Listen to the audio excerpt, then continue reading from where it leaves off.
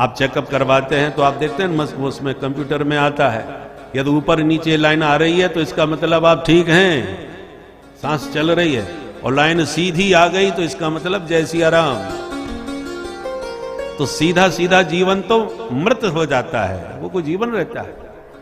उताव चढ़ाव तो जीवन का एक अविभाज्य अंग है। उताव चढ़ाव तो आते ही रहेंगे, किसके जीवन में नहीं आए बताओ?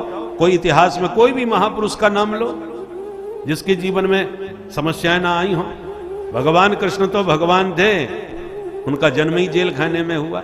हमारे जो आदर्श हैं, जिनका हम पथ प्रदर्शन करते हैं, उनके जीवन को देखिए।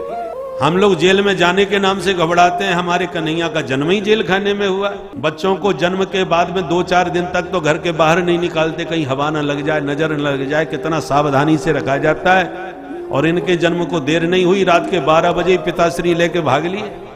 बरसात हो रही थी, जमुना में बाढ़ आ रही थी, और उस भयानक रात में लेकर के अपने मित्र के घर छोड़ के आए रात के 12 बजे, उसी दिन उसी वक्त।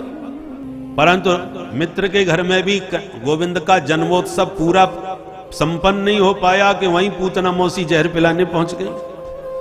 करवट बदलना सीख नहीं पाए कि सकटासुर गाड़ी बन करके आ गया, फिर तृणावर्त तूफान बन के आ गया। छोड़ के गोकुल वृंदावन में आए कि शायद वृंदावन में आने से वातावरण ठीक बने, पर ऐसा नहीं हुआ। वृंदावन में आते ही अकासुर, बकासुर, धनुकासुर, न जाने कितने कितने असुर आए। केवल असुरों ने ही आक्रमण नहीं किया भगवान कृष्ण पर, सुरों ने भी हमला कर दिया। देवताओं के राजा इंद्र ने ही पानी बरसात, पत्थर बरसात करके ब्रजवासियों को मार डालना चाहा, तो भगवान ने गिरधारी बन करके ब्रजवासियों को बचाया। दावाग्नि लगी, उस आग से बचाया। ब्रह्मा जी बछड़े और ब्रजवासियों को चोरी करके ले गए, उनसे वापस बुलवाए। तो सुर और असुर दोनों के साथ भगवान का संघर्ष हुआ है कृष्णावतार में। परंतु कभी भगवान कृष्ण सिर पकड़ के नहीं बैठे कि मेरे पीछे सब लोग क्यों पड़े हुए हैं।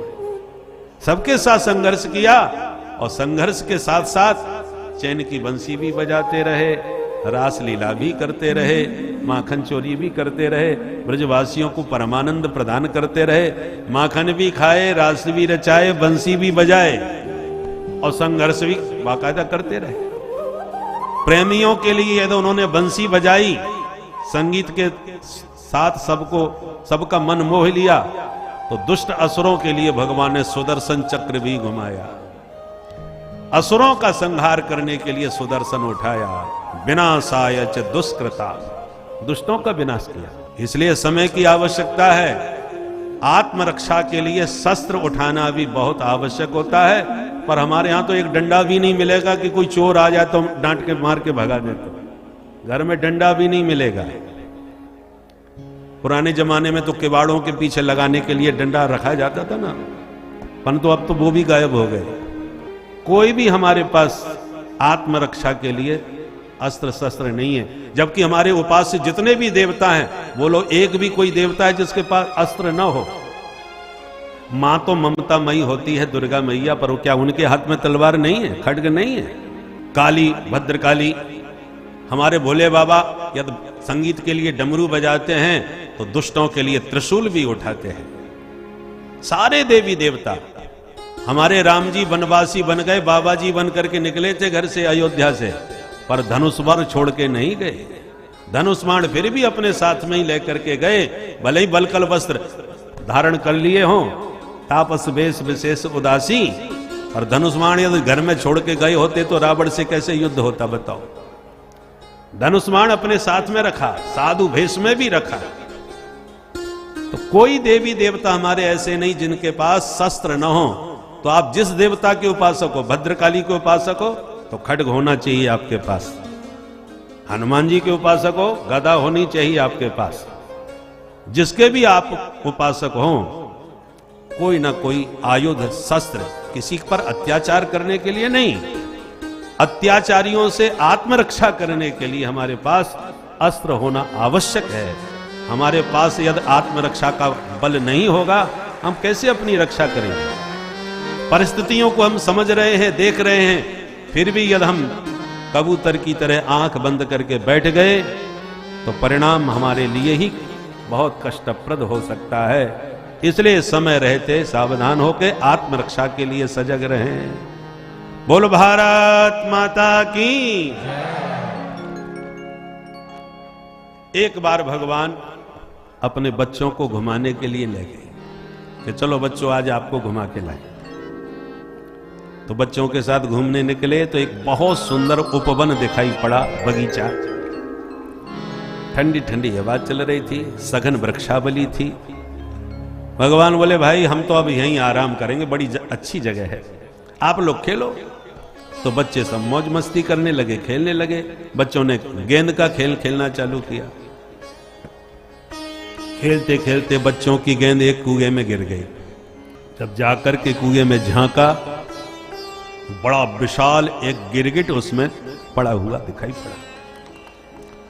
बच्चे आए भागते हुए, प्रभु इतना बड़ा गिरगिट तो हमने कभी नहीं देखा।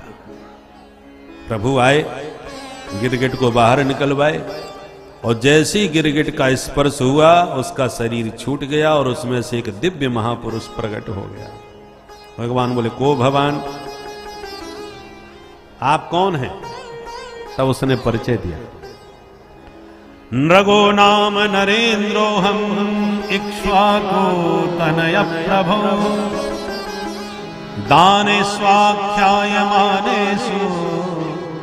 यदि ते कर्णम स्पृशम यदि ते कर्णम स्पृशम। महाराज मैं सूर्यवंशी राजा इक्ष्वाकु का पुत्र महाराज नृग हूं। मेरा नाम आपके कान में कभी न कभी जरूर पड़ा होगा। भगवान बोले अच्छा इतने प्रसिद्ध थे आप, तो किस मामले में जाने जाते थे? विख्यात थे या कुख्यात? नहीं महाराज मैं विख्यात था और दानियों में मेरा नाम सबसे पहला था। दाने स्वाख्याय मानेसु, जब भी आप दानियों की चर्चा करेंगे तो पहला नाम मेरा आप सुनेंगे। देखो व्यक्ति के बात करने से उसकी मानसिकता समझ में आती है। कोई महान व्यक्ति अपने मुंह से अपने आप को महान नहीं कहता। आप दानी हो बहुत अच्छी बात है, परंतु अपने मुंह से कहो कि मेरे जैसा कोई दानी नहीं, ये शब्द आपके अहंकार का परिचायक है। बहुत से लोगों के शब्दों में ही अहंकार छलकता है। महाराज मुझे नहीं जानते आप, मुझे नहीं पहचाना, यहां से वहां तक महाराज मेरा ही जूता पूजता है। ऐसा कौन है जो मेरे से अपरिचित हो? अपने मुंह से न जाने कैसी कैसी लोग शब्दावली में अपना परिचय देते हैं। इससे अहंकार का पता चलता है। वाणी में विनम्रता होनी चाहिए। जो सच में महान होते हैं उनकी वाणी में विनम्रता होती है, अहंकार नहीं।